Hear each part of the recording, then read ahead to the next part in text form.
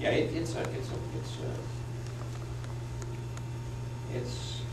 to help some, you know, every percent reduction. Oh, for sure. Marginal tax rate. 3% helps put it to use in a better way. Yeah.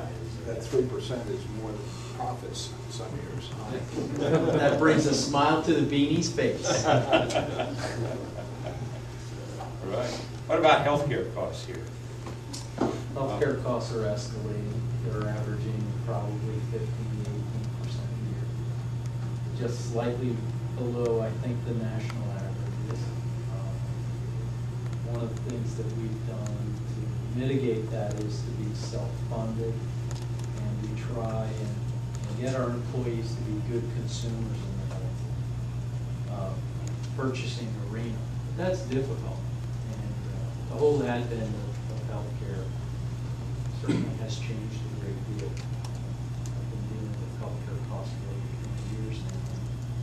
It's a lot more painful and difficult than it used to be. It's certainly many times more expensive. And the litigation is crippling the providers as well. And the service, I think. Yeah. I think because we're such a litigious society, you have doctors doing a lot more testing than they did previously. That contributes to the increased healthcare costs. As George brought up, the litigation associated with healthcare certainly contributes to that. It's certainly important. It's a very, very important issue to our employees. It's probably the very first question that's asked in an interview cycle, guys. Tell me about your health care benefits. You know, when we're going to hire new people, that's if not their first question, very close to the top. Even the folks on the floor, that's a very important benefit. Absolutely. And it allows you to compete in the marketplace with other companies. Yeah. We want to provide health. I mean, most employers want to provide health. Yeah. Exactly. But a lot of companies are finding that it's awfully expensive and it's making them less competitive. It's hurting their profitability. Right. And they can't afford it. Well, we're very committed to it. In fact, we pay 100% of the healthcare cost of our employees. First dollar. Pardon me? So you pay first dollar. First dollar. We pay every dollar, in fact, for our employee, and our cover a family of 1 or 10 is very, very nominal. So our employees are paying under $50 a week, or a month, excuse me, How do you get them to? for a family. How do you get them to think carefully about those expenditures? It's your money, not their money. Yeah. That's a great question. That's what you said, that's the tough part. That is the tough Our part. savings accounts might be a health savings improvement there. Well, what we have done is to try and stay away from dictated healthcare providers, if you will. We basically have freedom of choice. And what we ask them to do is go out and be good consumers when they're talking to doctors, ask the right questions, make sure that they're getting good health care, make sure that they understand the benefits that they're entitled to. Ask the right questions every time you go into the doctor's office. And our average person is probably as well educated on this subject as we are. They truly are. It's that important. It really is.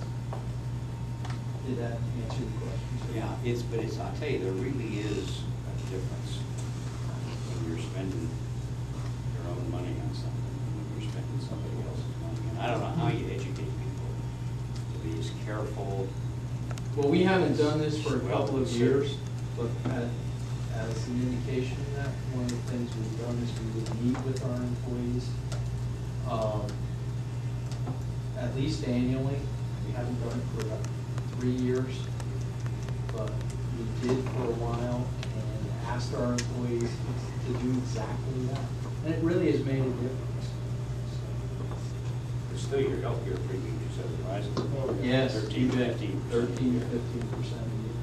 See, what we need to do is change the dynamics of this so that instead of rising 13 to 15%,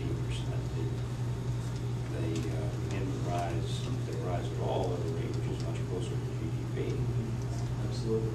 Because if anything, you know, if anything is rising faster than GDP, what happens to it over time? It becomes GDP. Right? Right, yeah. Anything rises faster than GDP over any considerable period of time, it becomes Or you end up at Hillary Care, which would be a disaster. becomes, so we're on this path where healthcare costs are rising so fast, but the increasing parts of the whole GDP of the United States are healthcare. Yes. And yet, none of us think healthcare is provided in the most efficient way, which means there's lots of waste involved in the way healthcare gets provided. So we're growing something that's wasteful. Not a way to raise standards of living.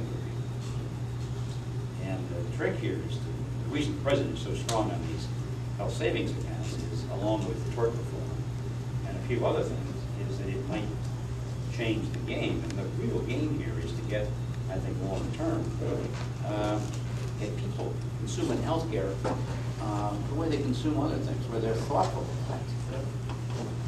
where they make comparisons, where they ask themselves, do I really want that much? What is any market-based transaction? It's an exchange in which you, as the buyer, think that the money you're giving up is less valuable than the service you get. How do we know that? Otherwise, you wouldn't do it. Right. You know, if you didn't think that car was worth $10,000, you wouldn't give the auto dealer $10,000. So you must have a view that that car is going to give me more value than $10,000. And that's how we buy most things, except healthcare. And the reason is somebody else is paying for the healthcare. They don't have enough skin in it. And that changes the way doctors practice medicine. And it affects the way we, doctors and healthcare providers, and it affects the way we consume medicine. You'd like to be in a world where your employees and people generally would say to the doctor, do I really need that test, Doc? Doc, is there a generic version of that drug?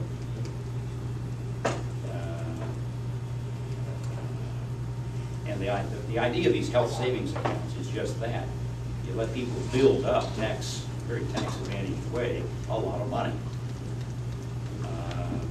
And it goes with a lower cost healthcare policy, which is the high deductible.